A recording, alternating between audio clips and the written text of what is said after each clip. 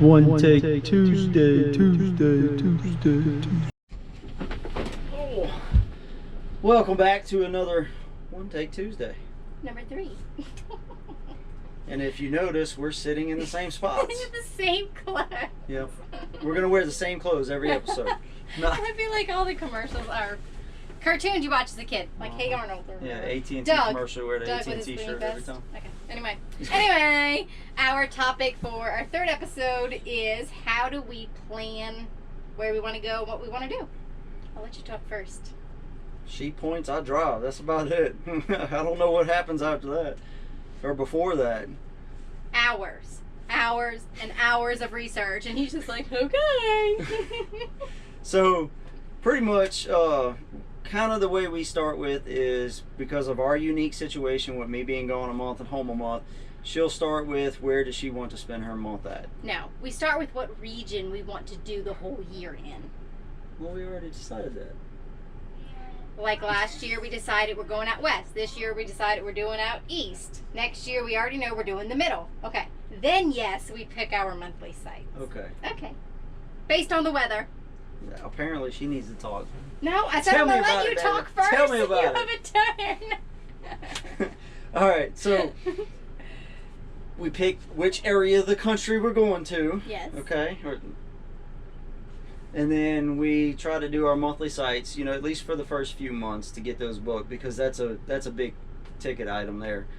Sometimes it's hard to find them. Sometimes she makes me have to help her look. Yes.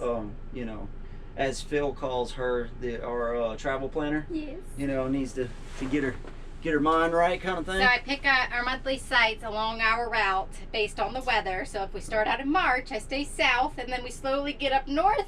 And then once it hits like September, then we start going south. I mean, yeah. It's pretty basic. And in between that, we have bucket list items that are in certain areas, certain things that we really want to do. But we look up, you know, what's the best things to do in the state and different things like that. So if, for instance, we're leaving South Mississippi and we're going to end up staying a month in Tennessee, then we kind of figure out what's in between that we may want to stop and see.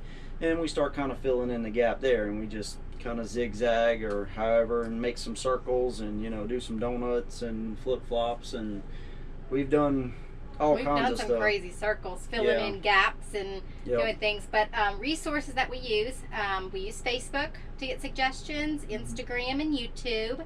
Not anymore with the Instagram because it's changing. It's getting harder to use. That's a whole other topic. We'll leave that for One Take Tuesday next time, okay?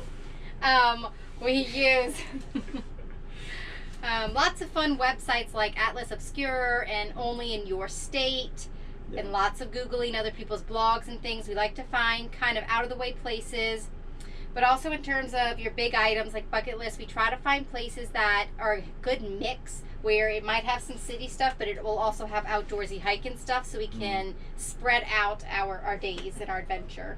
Yeah, and one thing we do try to do is stay away from big cities. If we're going to go to a big city, we'll kind of stay outside of it a little bit and then drive in for the day and do what we want to do and then go back.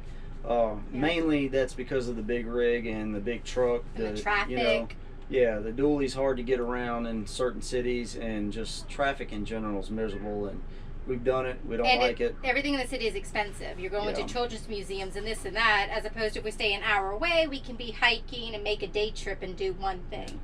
But a pro tip from some not so pros,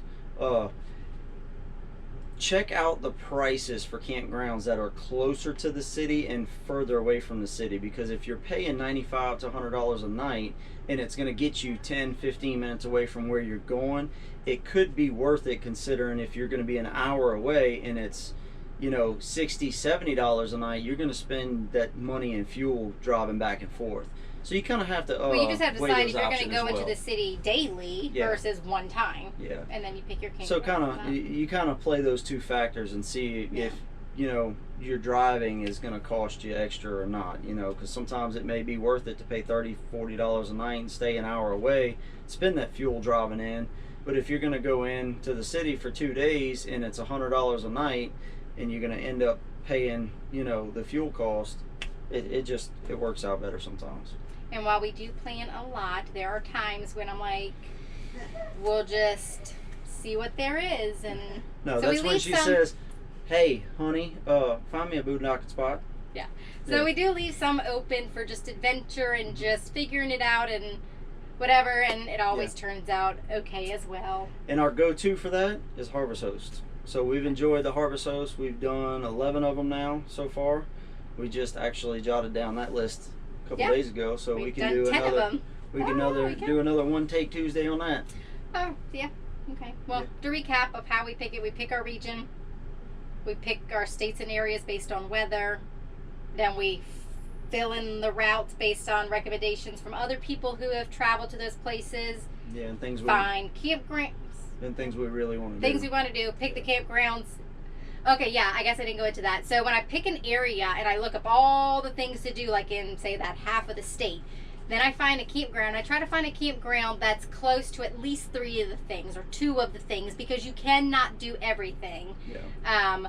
So some things just get left until you go to that region again, is kind of how we do it, because we're more on a time crunch than some people. Some people would just keep moving to the things they want to do. But I just find a campground that's in our budget, that's close to most of the things we want to do. Yeah. And so, crazy thing, we've talked about this, we have not stayed at the same campground twice until we go to Fall Creek Falls for Thanksgiving. In November. Yep. So we'll be there in November, and that'll be the first time we've stayed at a campground twice in 3.5 years. Well, it'll be almost 3 years. Almost 3 years by that point. So we'll be a couple months shy of 3 years. So that's pretty significant, you know. I mean, we keep going. Got lots of things to see. We're not ready for repeats really yet, because even the places that we've been, we already have a list of things that a little bit around the area that we still want to do. So. And that would be a good tip too, if you're going to a place and there's items that you find on the list that you can't do, or it's just not in the budget to do that time.